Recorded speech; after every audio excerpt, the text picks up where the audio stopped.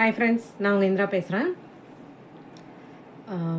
Life லாங்காக நம்ம கூட இருக்க சில தொடர்புகள் எப்பயுமே நம்ம கூடயே இருக்கணும் அப்படின்னு நினச்சிங்க அப்படின்னா சிம்பிளுங்க. நம்ம ஏற்கனவே நிறைய பதிவில் பார்த்தது தான்.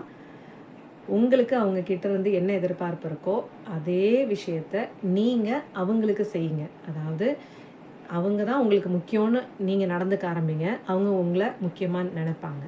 அவங்கக்கிட்ட ரொம்ப அன்பாக இருங்க. அவங்களும் உங்களுக்கு நிச்சயமாக அதை விட பல மடங்கு அன்போடு இருப்பாங்க.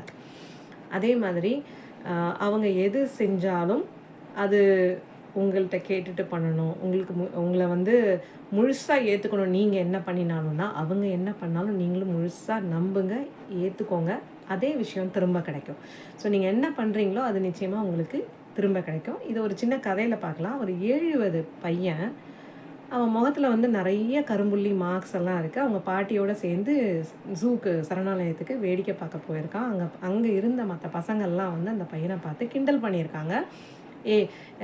அந்த மிருகத்தில் உடம்புல இருக்கிற புள்ளியெல்லாம் இவன் முகத்துலேயே இருக்குது பாருடா, இவன் எதுக்கு இங்கே வந்திருக்கான் அப்படின்னு சொன்னோன்னே அந்த பையன் ரொம்ப வருத்தப்பட்டு அழுக ஆரம்பித்தப்போ அந்த பாட்டி அவனை சமாதானப்படுத்துறதுக்காக, குழந்தை அழுகாத, ஆண்டவன் படைச்சதுலேயே ரொம்ப ரொம்ப அழகான ஒரு க்ரியேஷன், அதாவது அழகான படைப்பு என்ன அப்படின்னா இந்த கரும்புள்ளி தான் அப்படின்னு சொல்லி அவன் முகத்தை பிடிச்சி சொல்கிறப்போ அந்த குழந்தை சொல்லியிருந்துருக்கு, இல்லை பாட்டி, ரொம்ப ரொம்ப அழகான படைப்பு இந்த சுருக்கம் தானே அவங்க பாட்டி முகத்தை பிடிச்சி சொல்லியிருக்கு.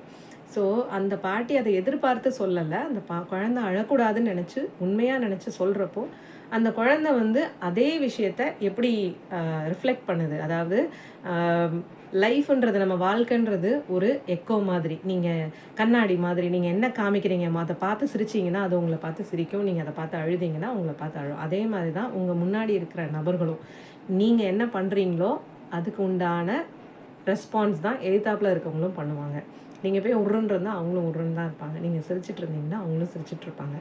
ஸோ உங்களுக்கு உங்கள் ரிலேஷன்ஷிப் உங்களோட உறவை நீங்கள் நல்ல விதத்தில் பாதுகாத்துக்கணும் அப்படின்னா நீங்கள் எப்படி நடந்துக்கிறீங்களோ அதுக்கேற்ற ரெஸ்பான்ஸ் வரும் அப்படின்றத ஞாபகம் வச்சுக்கிட்டீங்க அப்படின்னா இனிமேல் உங்கள் ரிலேஷன்ஷிப்ஸ் எல்லாத்தையுமே நீங்கள் அழகாக பாதுகாத்துப்பீங்க. தேங்க்யூ.